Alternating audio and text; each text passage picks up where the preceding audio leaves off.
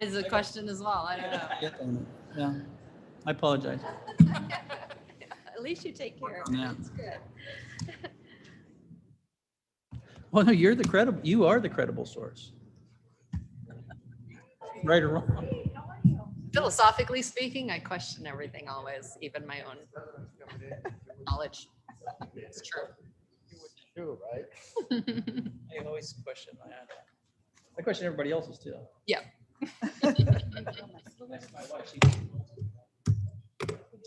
to take this. And I have It to is. think it through. This is like a good water. This is Critical kind of thinking big, is but that, key. and it's got the cover Critical on it. thinking is. But that's key. You plastic, have to, right? you know, I question don't know what's the everything. best. Is that plastic? Yeah, that Hi, is Karen. plastic. Why? Why? Right? Why? It's biodegradable. Why? Sure doesn't have those, We should have a logo. what's the nasty thing that they took out of baby was bottles? Oh, There's a B like BPA? I always want to say What is PBS, BPA. Yes, you're absolutely right. Exactly. okay. Drop their money. Their money. Realized I have a handout as well. Okay. Oh. Work on that. Synchronize your watches. Ding, ding, ding, ding, ding, ding. Good morning. I have 9 o'clock. Let's begin our meeting. Mike, please. Pardon me? My mic is not on. Thank you. Is that better? Much. Thank you. A light. It should be. Okay. There. Nice and loud. Thank you very much. Good morning. Welcome to today's meeting of the Energy and Environmental Committee. Today is July 16th, and I am Mavis Bates, the chairman. Would you please take the roll? Allen? Caius? Caius present. Molina? Molina present. Strathman? Strathman here. Wallace? Wonicky? Present. Bates? Present. You have a Thank you. Todd Wallace is our newest member, and we will greet him when we see him. Okay. Thank you for taking the roll. May I have a motion to approve the minutes from June 11th? Caius move. Kais moves. Wojnicki seconds. Nikki seconds. Any discussion of the minutes? Please take the roll. Allen? Caius? Caius, yes. Molina? Molina, yes. Strathman? Strathman, yes. Wallace? Wojnicki? Yes. Bates? Yes. They seem to approve. Thank you very much. Okay, so we will move on to our environmental monthly report. Ms. Wodnick, Ms. Not again. I got the W's It mixed up. happens often. Thank you.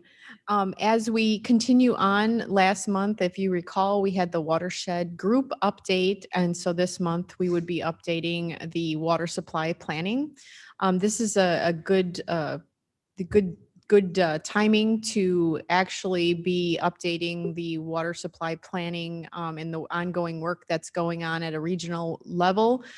There's been many opportunities recently for grant funding as well as the American Recovery Funds. And so I think to continue to bring this information forward and make sure that the board members are on top of the current work that is going on will help aid us in understanding what grant opportunities are out there so that we may continue our work on a countywide basis. So as I will just begin with the purpose of the Northwest Water Planning Alliance before I get into the sustainability plan that was approved in December. Again, the Northwest Planning Alliance seeks to collaboratively plan for and steward our shared river groundwater resources to ensure a sustainable water supply for the people, economy, environment, and future generations. The organization's current strategic plan identifies the need to develop and promote sustainable water policies and practices, and specifically recognizes the need to develop sustainable withdrawal targets by the source. And as we kind of get into the plan, I'll just do a brief overview. I can send this out to all the board members as well if you'd like to see it in more detail. But phase one certainly is just that, identifying those sources of water and specifically what is available for our usage. So while the Illinois State Water Survey has a great hold on what is available regionally on the deep aquifer system, the shallow aquifer system, as well as the Fox River sustainable yields for those sources are still somewhat unknown. And the reason for this is that the current data doesn't really take into account the fact that many of our water withdrawals are from groundwater and then they're released into the Fox River. So the numbers are based on just the annual base flow of the Fox River and don't account for those contributions from our wastewater treatment plants. So one of the first phases of the work that will be completed by the Illinois State Water Survey is to get a greater hold on what those shallow groundwater estimates are. Specifically for Kane, as we're seeing the levels of chlorides due to road salts going up, that is not currently part of the assessment. So what we would want to do on a county level is not only assess the shallow groundwater resources on the supply, but also on the water quality, because water can actually get to a point where it's so saline that it's not drinkable. And so that's an important aspect as we see those levels increasing, that we want to determine what is our sustainable yield from those shallow sources.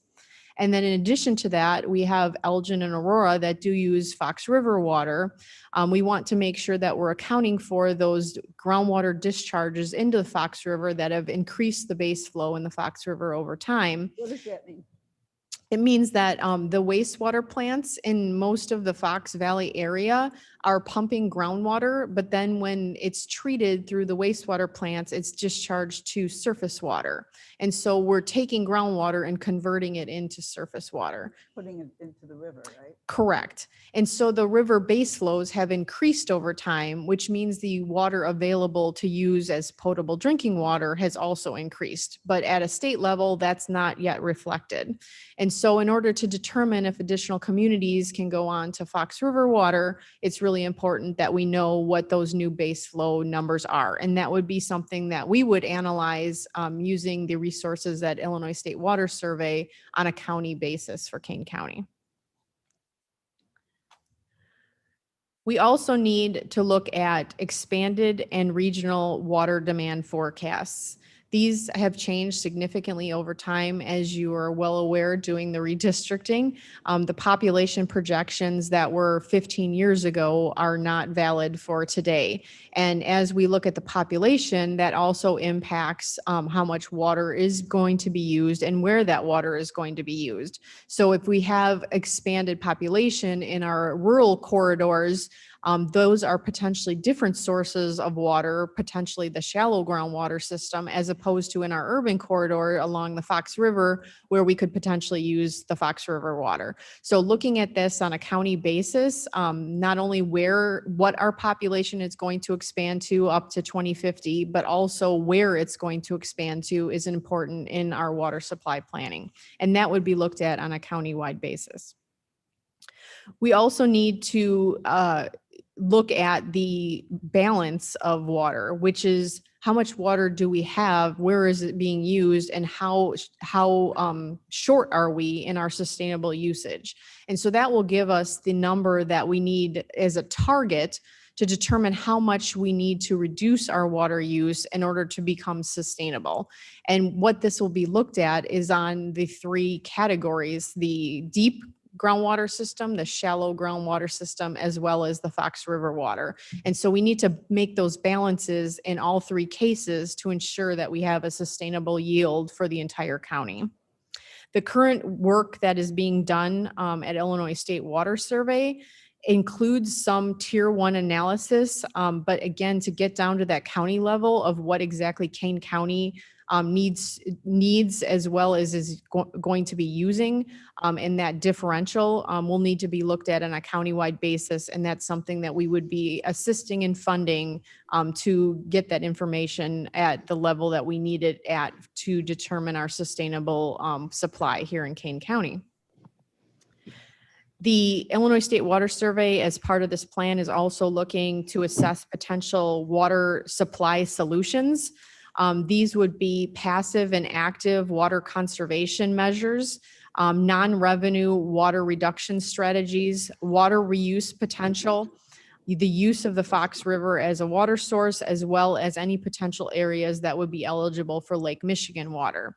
So this is, once you've got those numbers and you figure out what your differential is, this is how you start working towards becoming sustainable in your water supply. So if we're using 125% of what is sustainable, these would be a breakdown of the different activities and policies that would need to be put in place to get ourselves to that 100% sustainability number. The deliverables for this plan would be characterizing the water savings potential for the different conservation strategies, as well as the potential for Lake Michigan, Fox River, and water reuse. And this part of the plan is currently unfunded at a state level. So this is potentially something that we could work for funding on a Kane County basis to get to where we could ourselves to determine what the most effective strategies are to get to those sustainable numbers. The next item in the plan is to develop voluntary reduction targets for each regional scale. And I just kind of maybe went over that a little bit, is that once we identify the strategies to get to those sustainable numbers, is kind of breaking down those on a countywide basis to determine what is the best strategy for the county.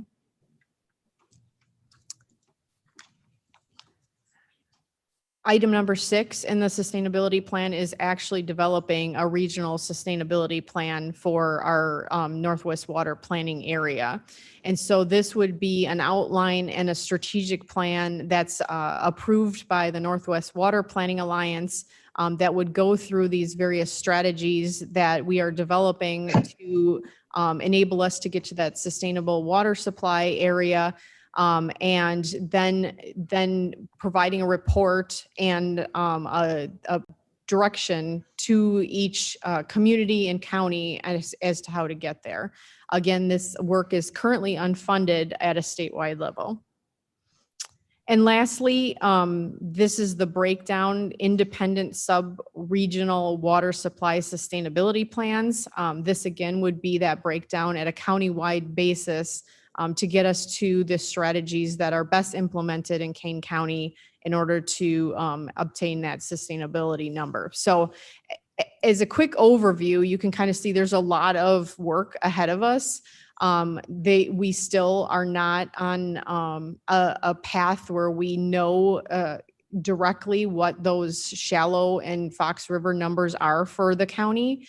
So that being the critical path of determining those numbers and then determining what that deficit is based on our population projections are key to know what the numbers that we're trying to reach are. The other item I wanted to bring forward this morning is a suggestion for maybe next month's meeting with the American Recovery funds that are available. There's been a lot of discussion at the board level with the committee in the issue of lead service lines and what we possibly can do with some of that funding that would be eligible. We do have a presentation that was done by Illinois State Water Survey. They looked at lead in homes with domestic wells, and that's would be our area of focus, not within the municipalities, but in our individual wells throughout the county that aren't available for much of the state funding for those lead service line replacements. One of the counties that they looked at in this study was Kane County. And so I think this would give the board a lot of background on the lead issue within our private wells within the county to go forward towards discussion of potential funding for some measures to decrease the lead in our individual wells. That's all I have today. Any questions? Many. Is that document that you're reading off of, did I miss that? Is that available? I can send that out to all of you. That'd be great. That's a lot of information. Yep. Fire hose kind of stuff. And when they're taking, second question, when they're taking water out of like Elgin, they're pulling it right out of the river and putting it back in, right? Are you talking about water that's coming into the sewage treatment that's different than that? Yeah, correct. So none of our municipalities are taking 100% Fox River water. They're also using a combination of shallow and deep wells. And so on average, Elgin and Aurora are only providing about 50 to 60% of their water from the Fox River. And so the differential between that 50% and the 100% would be what's being pulled out of the ground and then put back into the river. All of our other communities along the Fox River that have wastewater plants are pulling 100% of groundwater and putting 100% back into that surface water. So we've had more flooding, that kind of thing?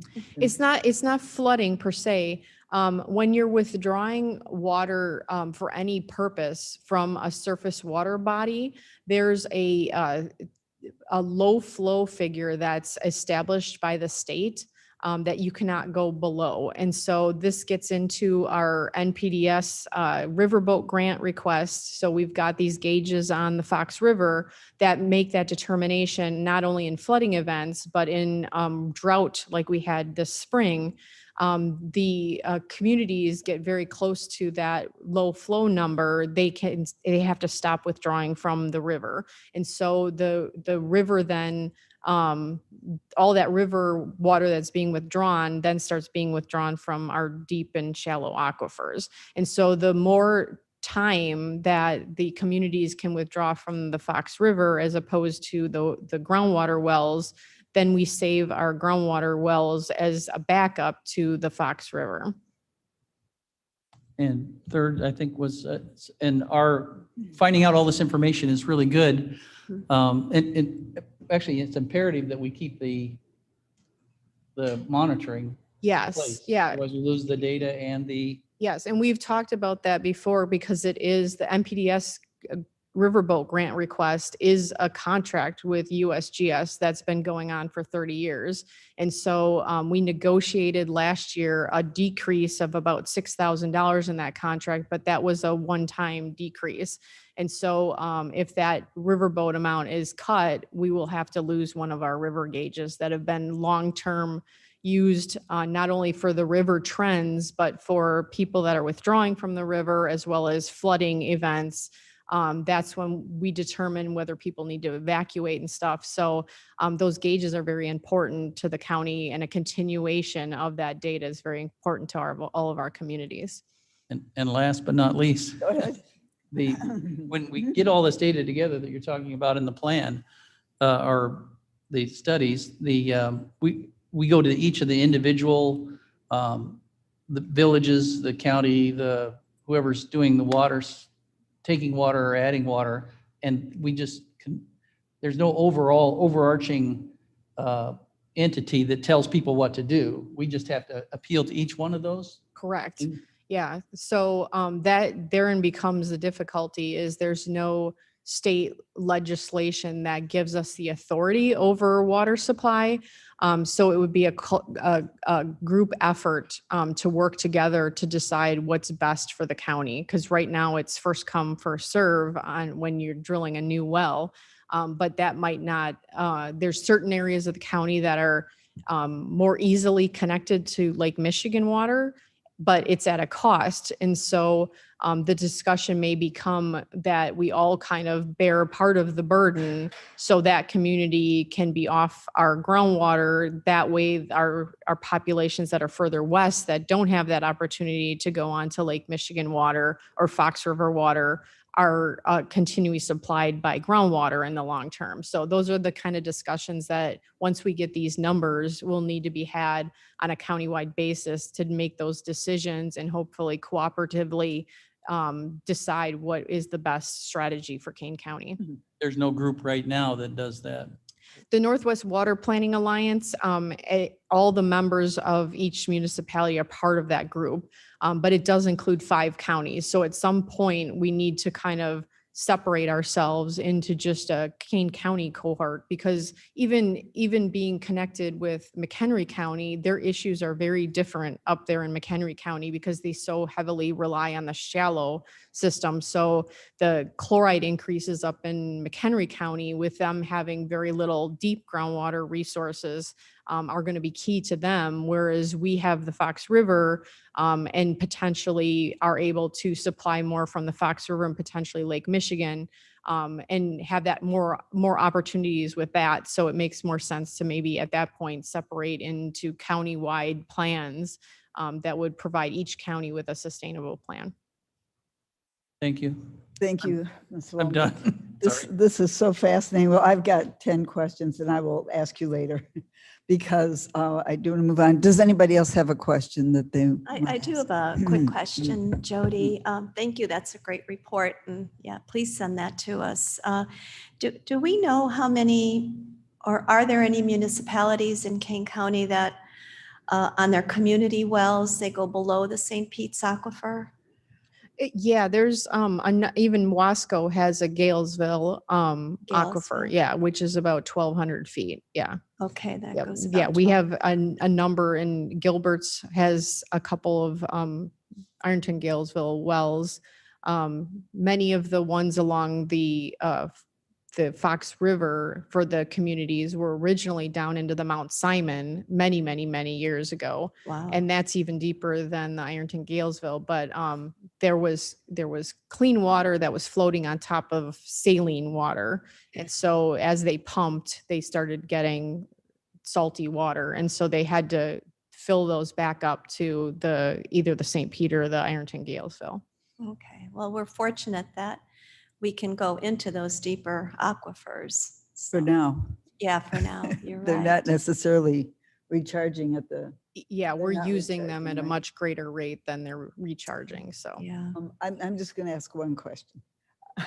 So I'm a kayaker and I know that the Foxwoods Park District will cancel their race if the water level is over 2,100 cubic feet per minute, second. Mhm.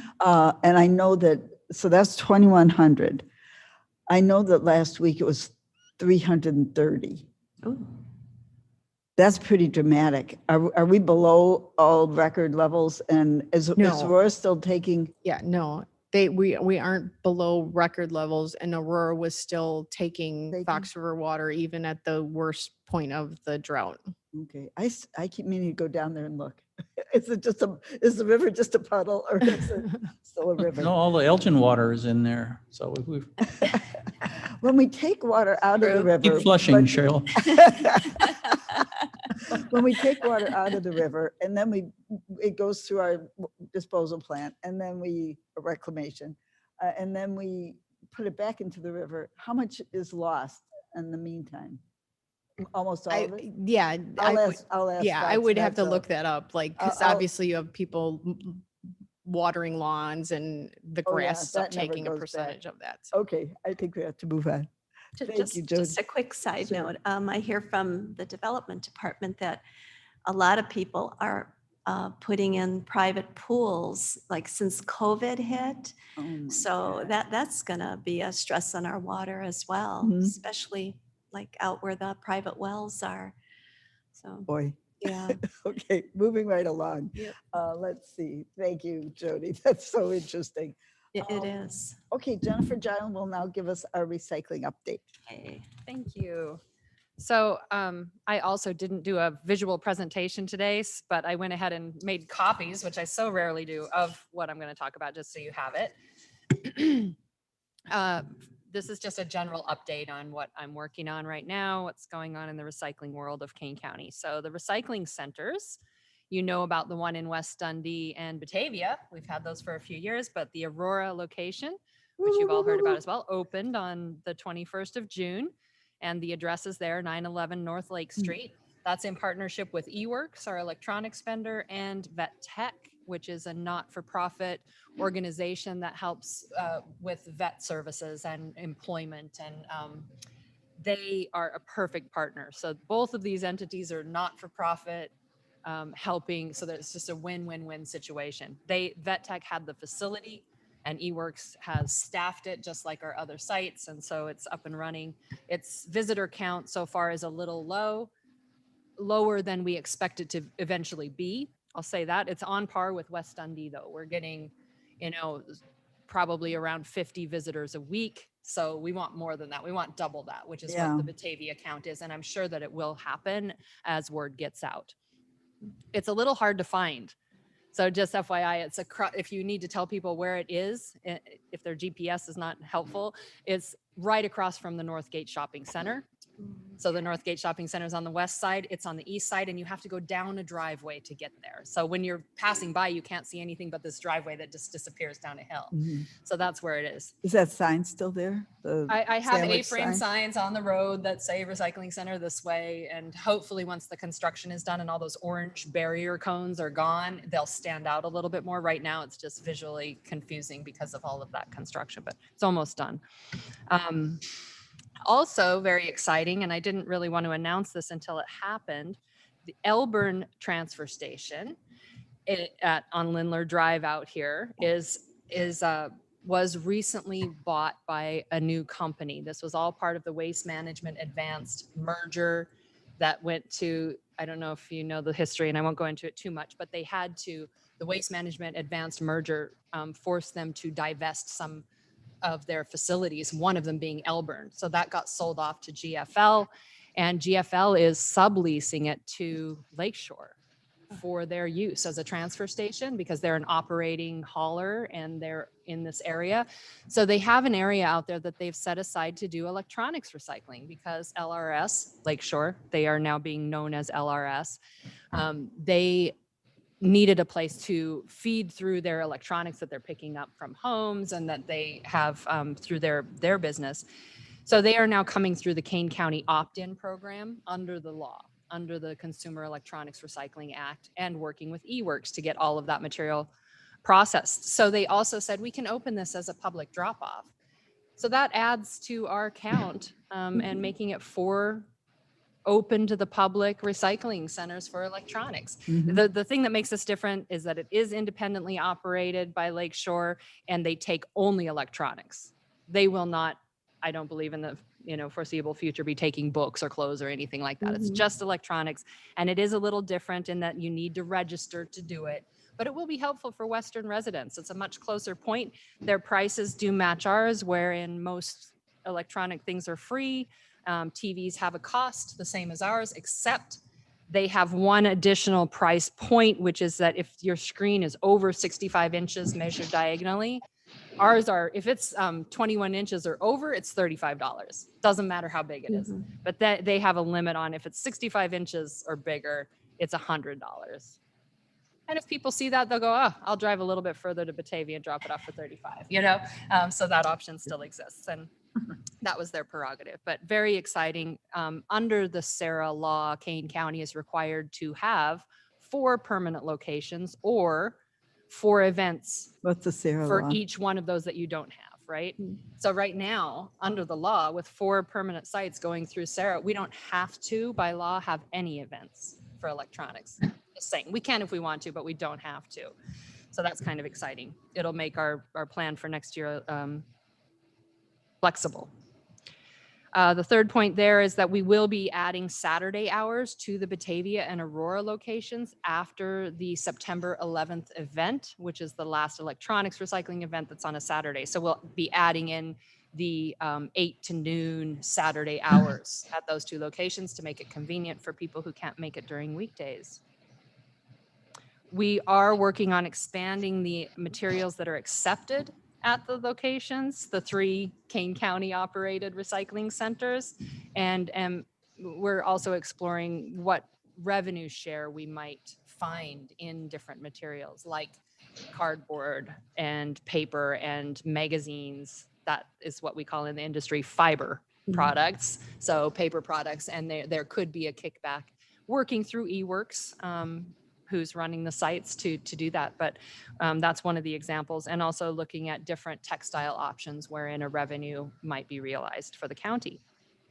Jen, would we ever be able to put a bigger sign at Aurora?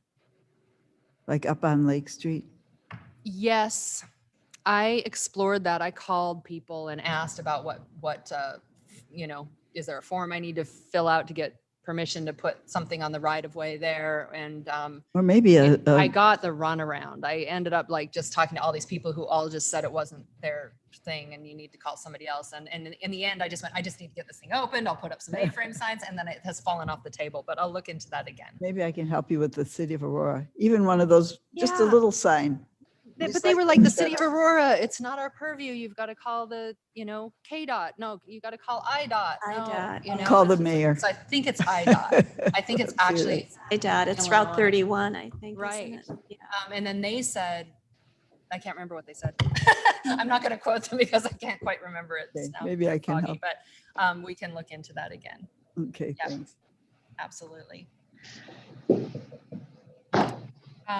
For events, we had a document shredding event on the 26th of June. There's some data there for you for the first 2 events of the year.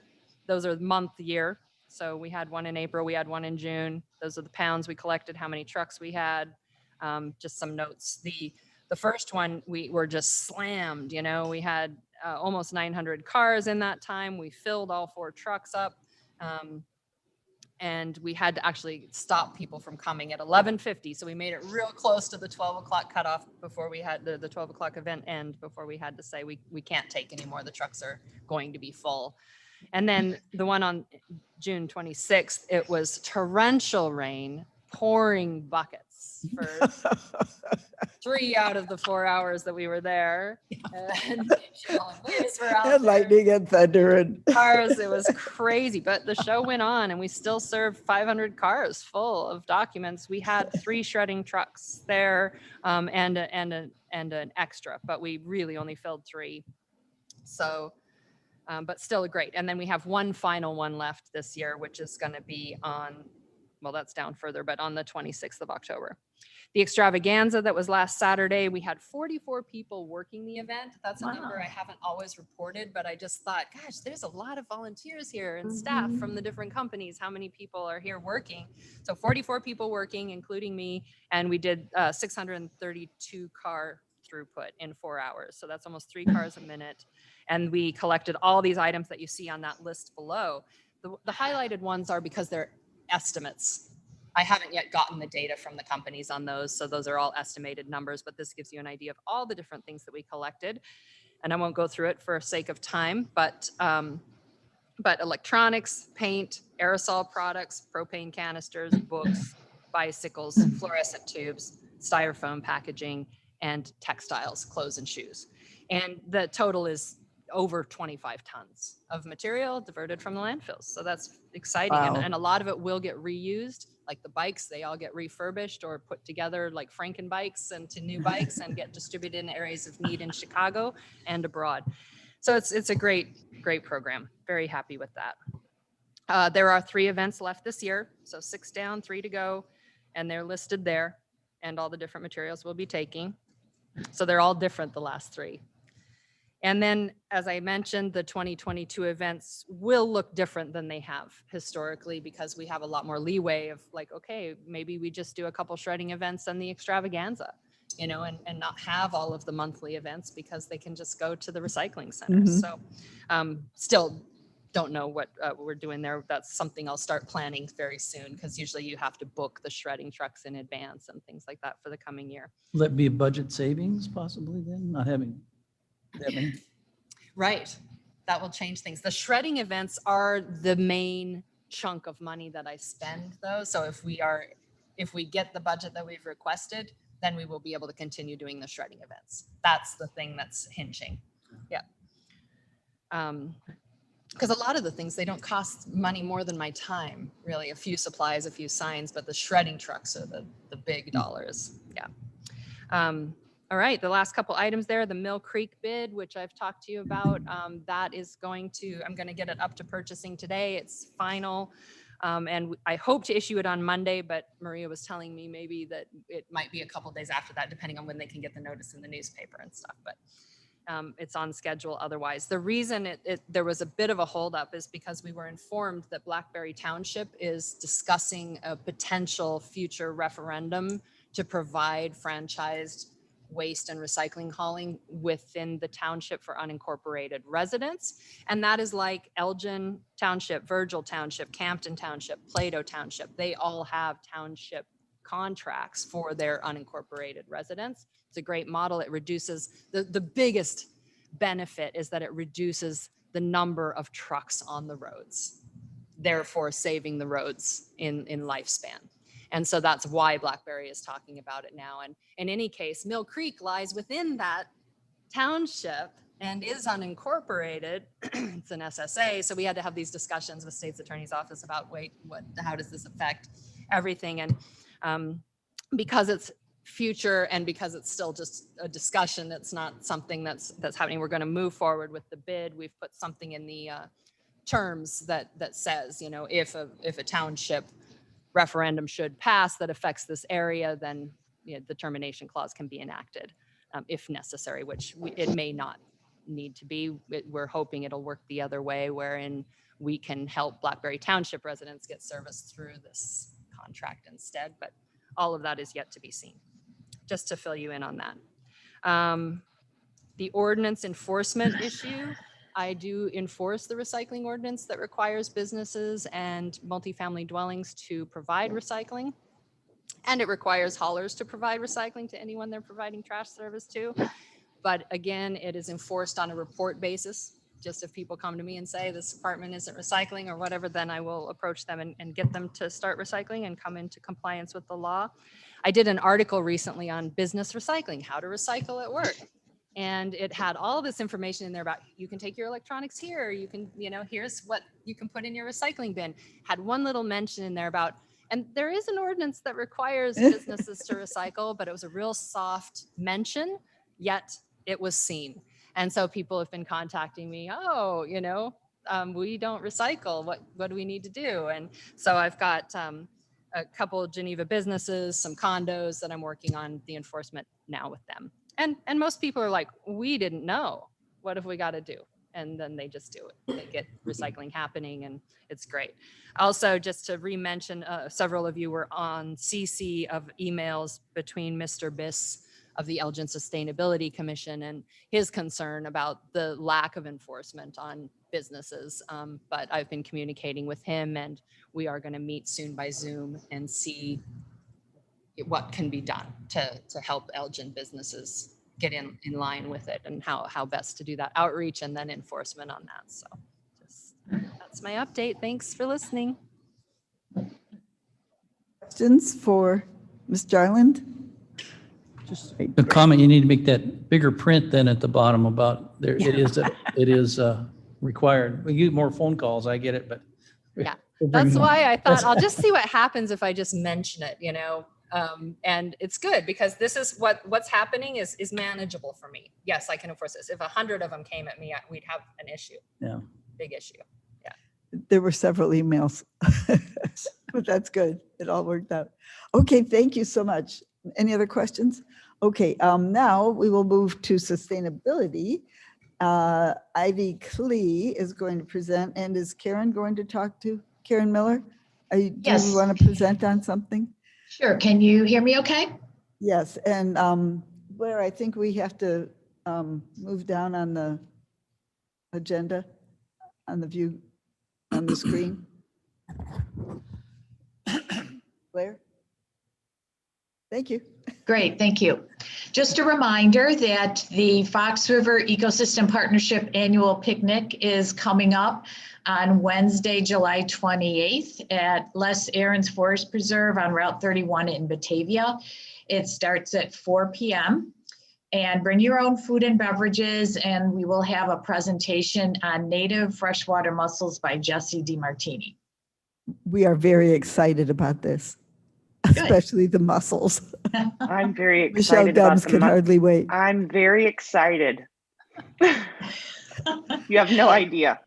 Karen, I have to make one little comment here.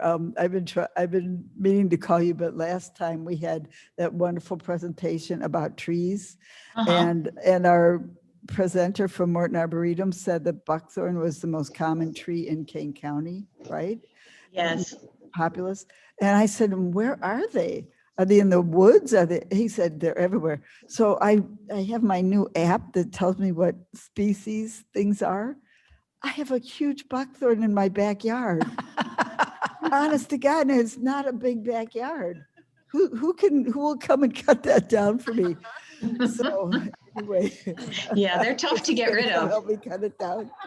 Or we'll get it. I'll do it for you. Thank you. It's big. It's, like 20 feet. So, Oh, well. well, 10 feet, 50. Okay, so thank you for the. I buy the new buckthorn. knowledge. I thought, and it's really kind of pretty. I thought, what is this?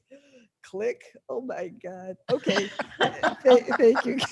Sure. And that's the Don't chairman. tell Oh my anybody. God. Yeah. Don't Oh, yeah. tell Oh, nobody will know. anybody. It's secret. Your secret is safe with us. I plan to be at this picnic, and I think a few of my Sierra Club members will be there. What? in the Daily Herald. Another scandal. Bates has buckthorn.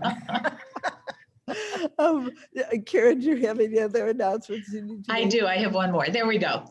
So moving on to August, the FREP Noon Network will be held on Wednesday, August 11th.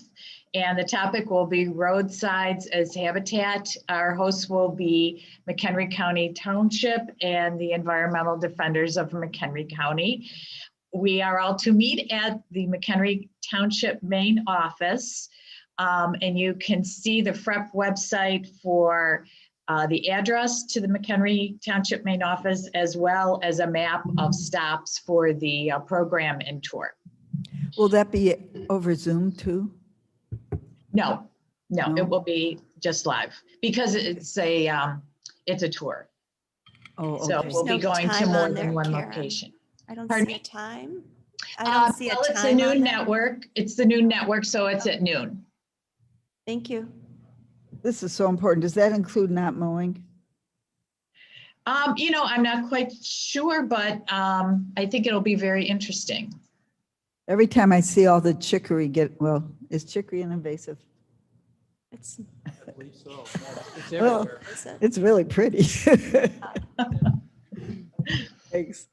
Okay, now we have Ivy Klee presenting about what do we call this? The solar PPA opportunity for Kane County. Yay. Yes. Is my mic on? Can you hear? Talk right into it. Oh, one Can of you hear them- me? Yes. Okay, great. Sorry about that. Hmm. Good morning, everyone. I'm going to be presenting on a solar power purchase agreement opportunity for Kane County's Judicial Center. Just to reiterate, this project proposal, Mavis originally brought this project idea to E&E a while ago. Arnie Schrammel with Progressive Energy Group presented on it a few committee meetings ago. So we went out and we got some more information on the feasibility of this project. We sent out a non-binding request for proposal in May, and today I'm going to be sharing the project proposals that we received and some of the results that we found today. Please feel free to share any feedback and any questions that you have. We have Arnie Schrammel today with us. He's in the audience and he'll be able to answer any questions after the presentation. And we also have online GRNE Solar President Eric Peterman. So he'll be able to answer any technical questions as well.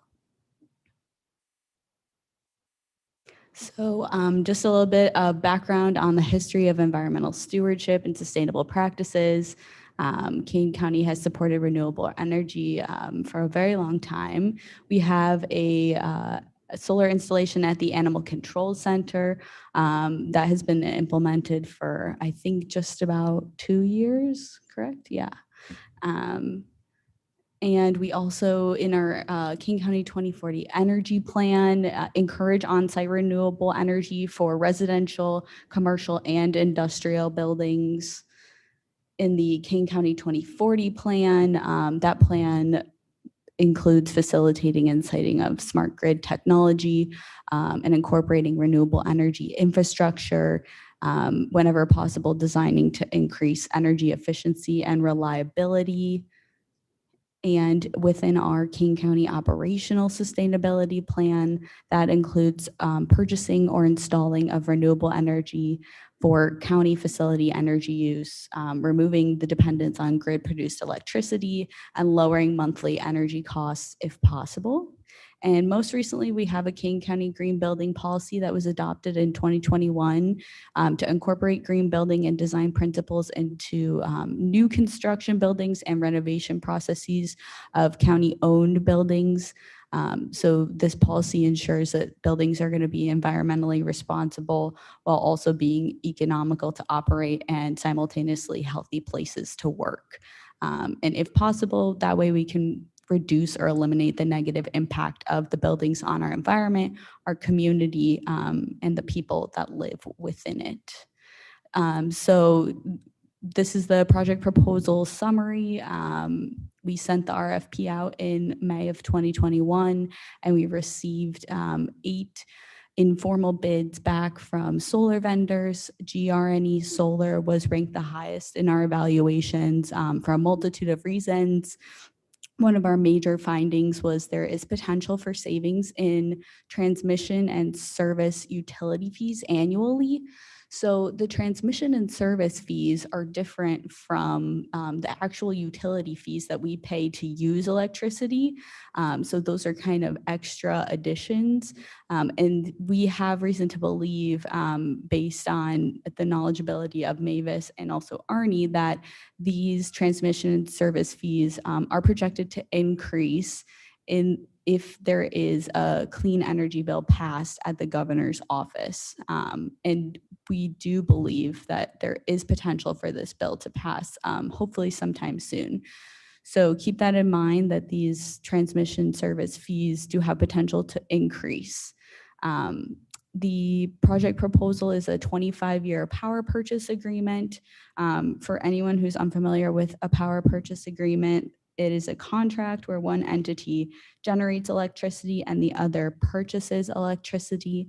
And the project site is at the Judicial Center and jail meters. So this slide is an image of the proposed site. You can see the Judicial Center at the top. It's outlined in white, and then the proposed solar array is also outlined in white. So we, with this site, we looked at a few different sites neighboring the Judicial Center and the multi-use building, and we determined that this site was the area where it was non-developable land in the southwest corridor of the entire campus over there. So we want to focus on using non-developable land because this project will be there for a period of 25 years. We met with the master plan committee to ensure that any future proposed additions or renovations to the Judicial Center in that area won't interfere with this project. So the potential adult justice additions are outlined in the green boxes on that image, and potential possible future parking lots are the red boxes. So ideally, we will not be interfering with any kind of additions to the project site. We're also planning to be in discussion with Sheriff Ron Haynes, so there are no security concerns with this project, being that it is close to the Judicial Center. And then we are also planning to work with the Mayor of Geneva, Kevin Burns, to ensure there are no concerns coming from the neighbors who live across the street. So going off of that, there will be in the proposal that we received from Grne Solar, there will be a landscaping change that we want to bring up. So currently there's a berm in that southwest corridor, in that will need to be reduced to be able to mount the solar panels on the ground. So currently that berm is at 790 feet. And the proposal states that it'll be reduced by 15 to 20 feet. So our department, Jody, went back and looked where the original landscaping plan was for this project site. And we found that the Criminal Justice Project Steering Committee originally approved a landscaping plan where the minimum height of the berm could be 768 feet. So we should be okay in that landscaping change. And then there were also no fencing restrictions found within that landscaping plan. There will be a fence around the solar array, and we'll work to make sure that it is aesthetically pleasing for the neighbors. Sorry? Mhm. Yes. So this slide is the energy production savings for the judicial center and jail meters. So the system would consist of approximately 4,352 solar panels. The size is 2,000 kilowatts or 2,000 megawatts.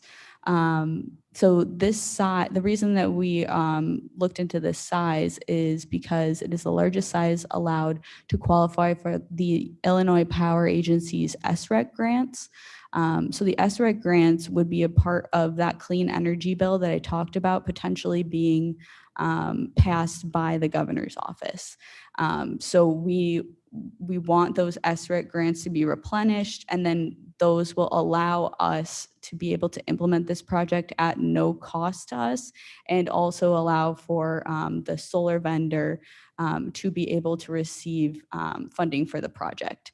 In the event that those SREC grants and the funding does not come through, we are flexible. We are able to look at an alternative where our savings is not as great as the number that we have estimated, or also we can work with GRNE to see if they are willing to forfeit some of their potential revenue from the project as well. So we are flexible, but ideal situation is that the clean energy bill passes and then those SREC grants are replenished. So the project would produce around 4 million kilowatt hours per year, which is 45% of the energy usage for the judicial center and jail meters. And the estimated first year savings from the proposal that we received is $198,000 per year. So that's just an estimated number that potentially could change over the 25-year life of the system. But in the event that that number does stay the same, then over the 25-year life of the system, there would be around a $5 million savings. And there's zero cost to the county to implement this project, just to reiterate, and the solar vendor is required to do the maintenance for the 25 years.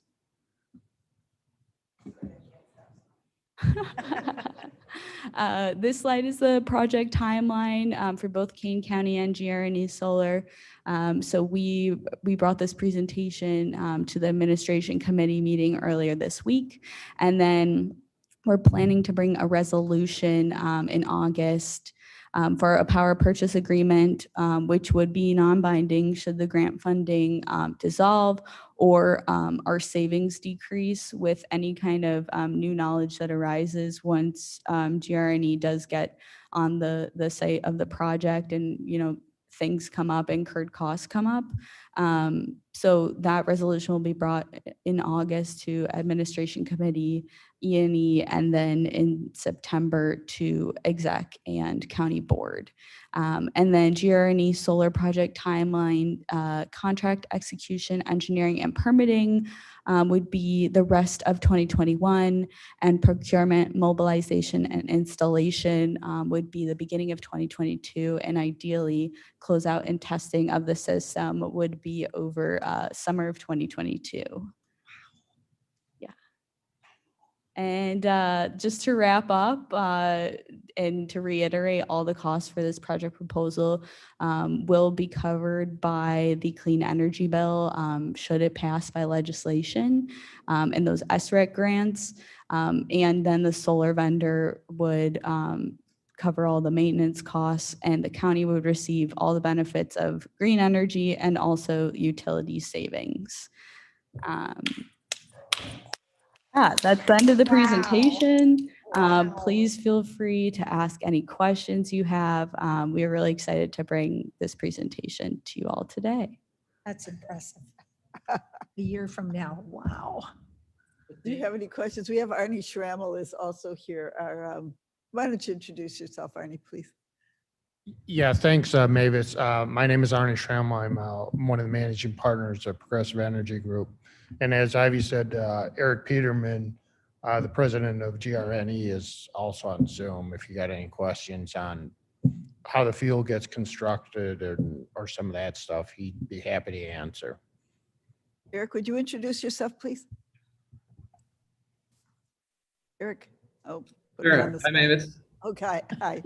How are you? I'm not sure if you can see me or not. I turned my camera on, but yeah, it's great to be involved with this project. I know this is something that's very important to Kane County, and we're excited to be a part of it. We've done similar developments in the area, so we're very excited to bring this to Kane County as well. And we're going to be involved as much as you want us to be and over communicate. So we are definitely here for whatever is needed for your group.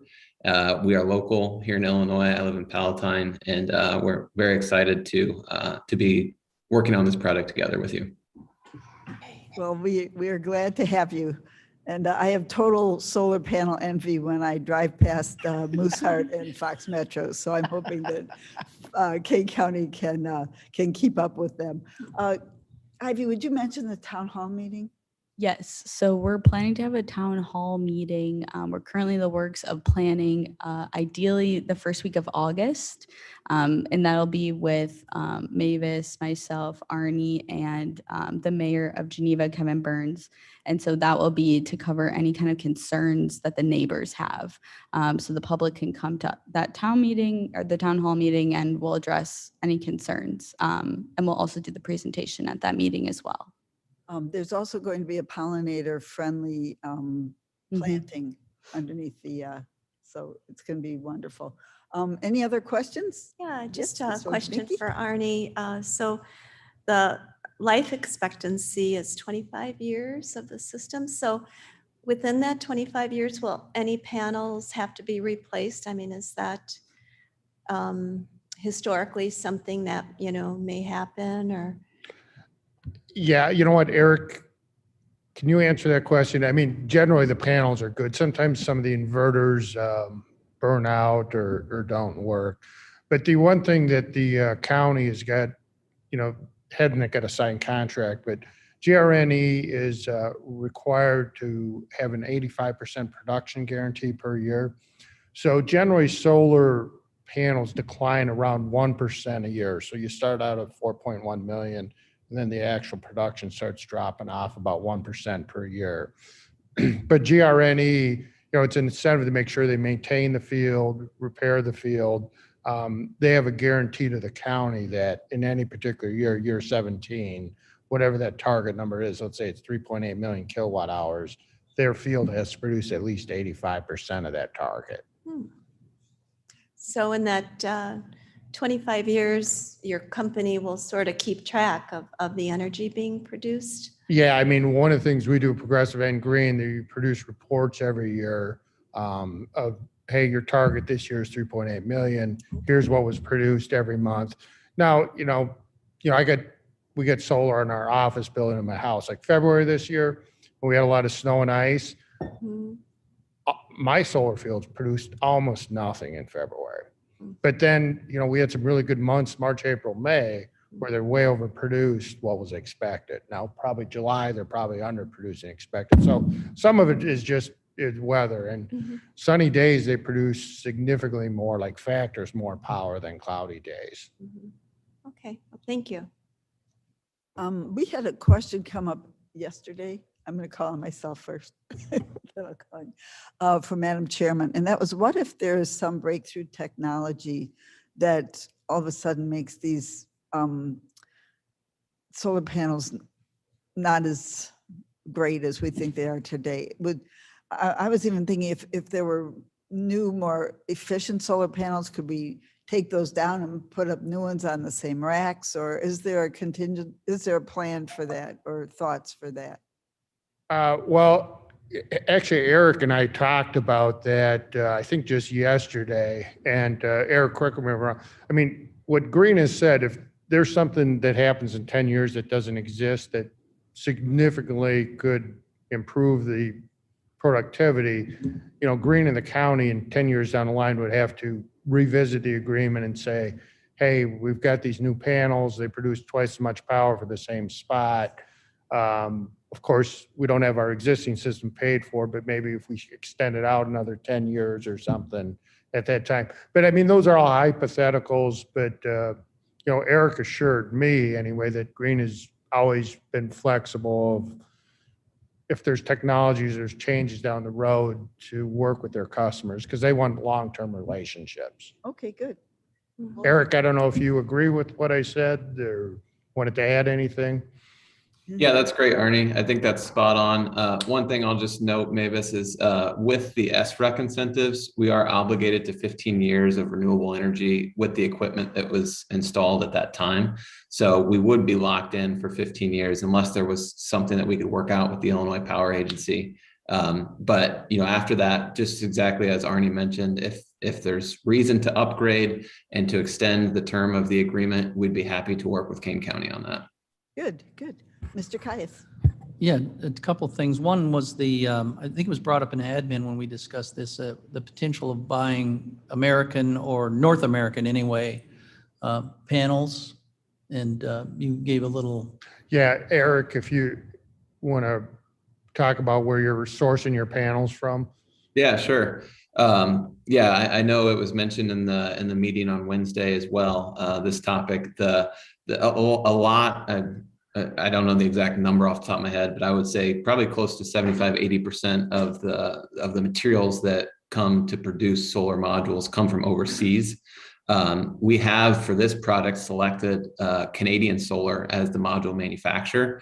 So, like all of the other manufacturers, either in the US or outside the US, those materials will likely come from overseas, but they're actually being assembled and put together with this product with a company in Canada.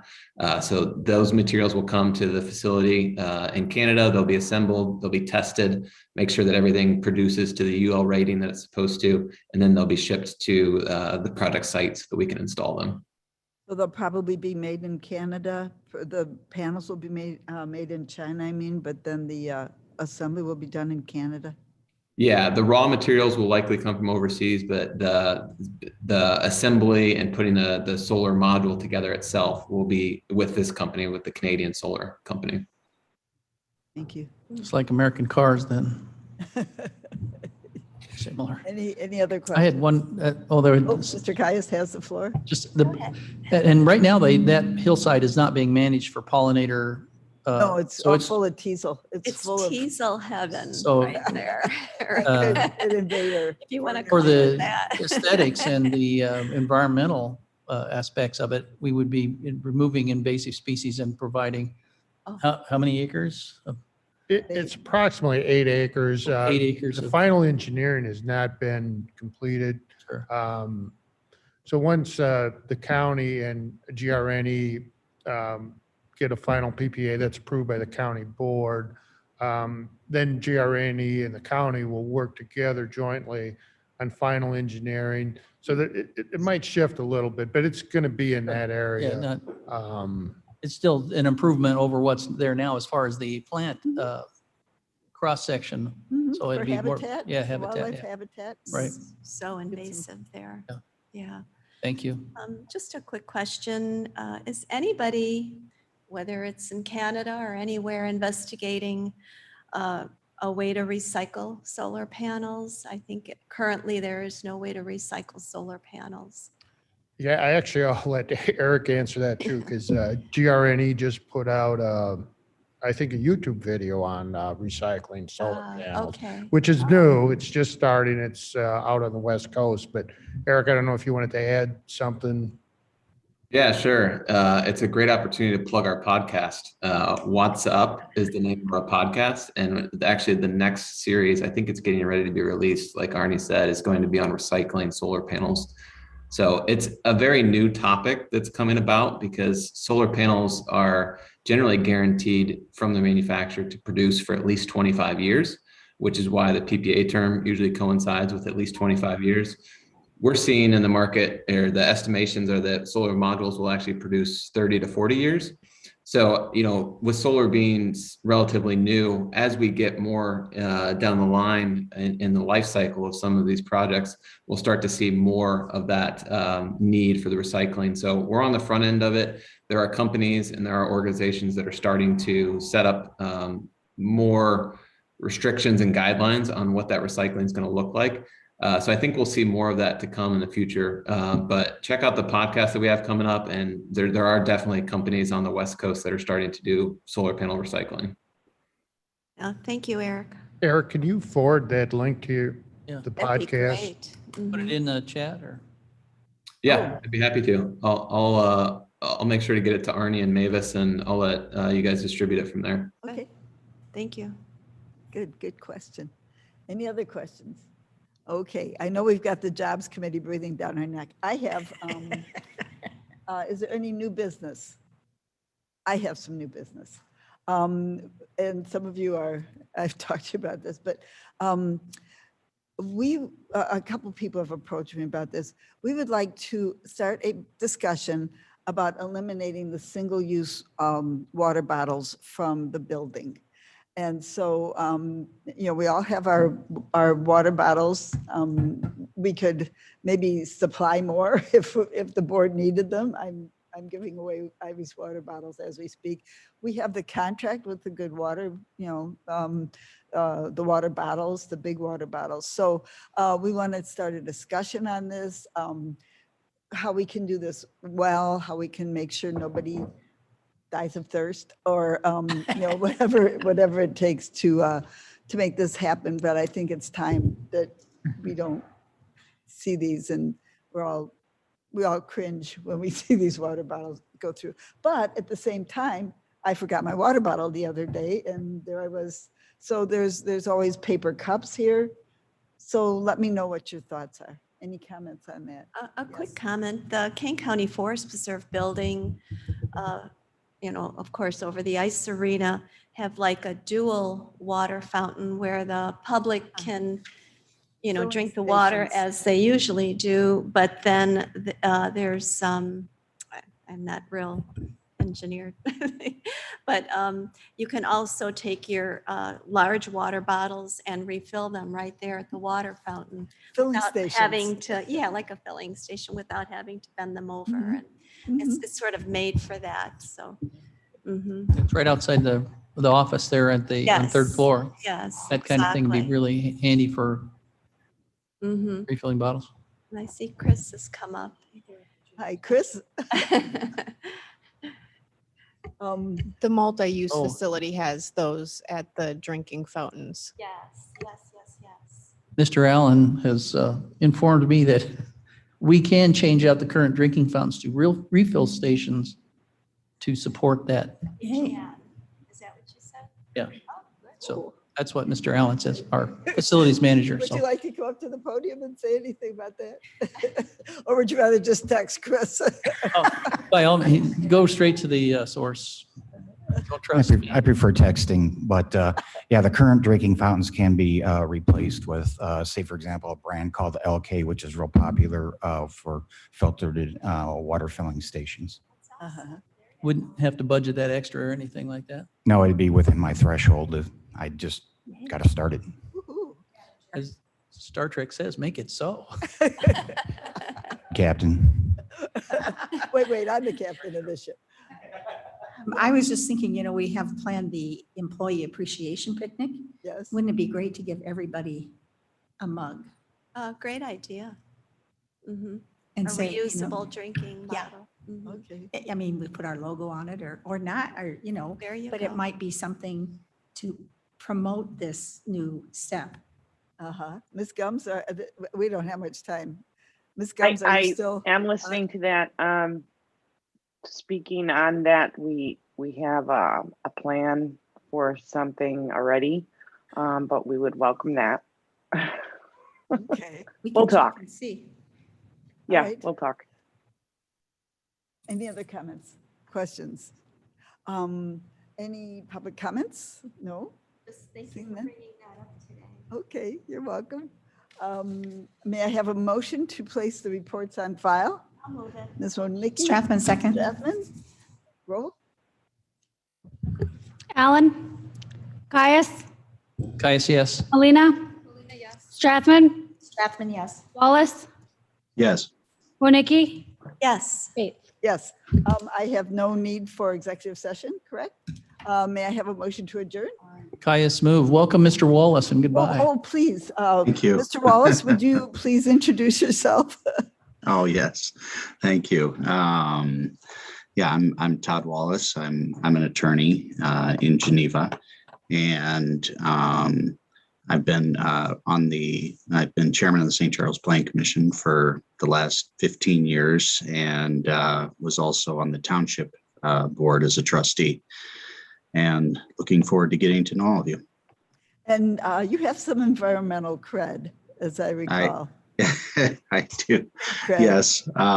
Yeah, my bachelor's from the University of Illinois is in environmental and economic, or in environmental economics. And then I also have an environmental law certificate from law school at Chicago Kent. Very exciting Wow. to have you. So- Thank you. Yep. Thank you. Okay, second to adjourn. We have okay, Ms. Wodnicki. Voice vote, all in favor? Aye.